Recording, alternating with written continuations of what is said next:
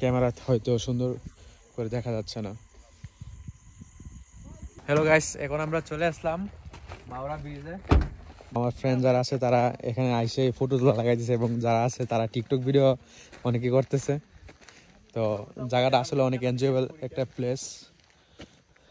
এখানে হয়তো মানুষ কমই আছে, ভিজিটর কম আছে, মানে এখানে কিছু রিস্ট্রিকশন আছে। তো তো অনেক সময় লাগাই ফেলে, জায়গাটা অফ করে ফেলে, সেজন্যই। আর এটা খুব একটা সিক্রেট প্লেস। সিক্রেট প্লেস আসতে পারবেন এখানে আসলে। তো আমাদের পরিচিত ড্রাইভার আছে, উনি বলছে যে এখানে আসলে আপনাদের ফিলটা অনেক অনেক অনেক ভালো একটা অনুভূতি হবে। তো সেই জন্য এখানে আসা।